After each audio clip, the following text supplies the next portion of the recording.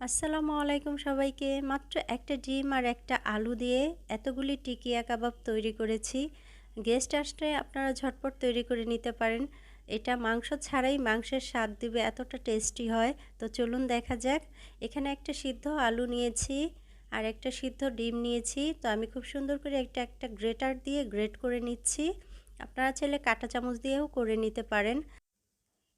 আলু আর ডিমের এই টিকিয়া কাবাবটা একবার বাসায় তৈরি করলে আমার রেসিপি ফলো করে আমি আশা করি আপনার বারবারই রিকোয়েস্ট আসবে এই রেসিপিটার জন্য।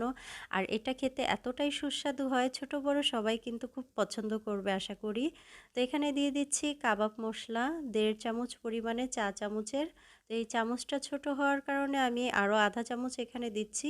1 চামচই হবে 4 চামচের। আর লবণটা বুঝে শুনে দিবেন, কাবাব মশলায় অনেক সময় লবণ থাকে।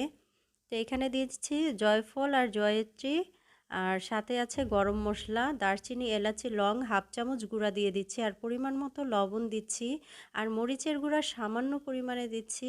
আর পেঁয়াজ বেরেস্তা এখানে 2 চামচ পরিমাণ দিয়ে দিচ্ছি, চা চামচ। আর কাঁচা 1 চামচ পেঁয়াজ দিয়ে দিচ্ছি কুচি। আর এখানে ধনিয়া পাতা কুচি দিয়ে দিচ্ছি। আর বেসন দিচ্ছি আমি এখানে 3 চামচ পরিমাণে, চা চামচের।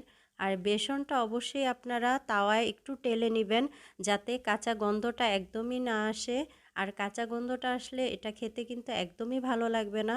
আর চাইলে এখানে পাউরুটির গুঁড়াও দিতে পারেন অথবা ভিজিয়েও এটা দিতে পারেন। তো খুব সুন্দর করে মাখানো হয়ে গিয়েছে। তো এখন আমি ছোট ছোট করে এটা পছন্দ অনুযায়ী একটা কাবাব টিকিয়া শেপ দিয়ে নিব। আর এই গুঁড়া বেসনটা কিন্তু অবশ্যই দিতে হবে, নয়তোবা তেলে দেওয়ার পর ছুটে যাবে। দেখুন এখানে আমার একটা ডিম আর একটা আলুর 10টা এখানে হয়েছে। তো এই টিকিয়া কাবাবগুলি আপনারা চাইলে হালকা তেলও উল্টে পাল্টে এটা ভেজে নিতে পারেন। তো আমি এখানে মোটামুটি যতটুকু প্রয়োজন তেল দিয়ে দিয়েছি, তো গরম হয়ে গিয়েছে। তো আমি হালকা আছে এটা, মানে অল্প আছে এটা ভেজে নিব। আর উল্টে পাল্টে দিব খুব হালকা হাতে, আর বেশি একটা নাড়াচাড়া করব না। খুব সুন্দরভাবে একদমই মোচমোচে হয়ে গিয়েছে, একদম লালচে ভাব চলে আসলে এটা আমি নামিয়ে নিব। আর কতটা ক্রিস্পি হয়েছে এটা তো দেখেই বুঝতে পারছেন।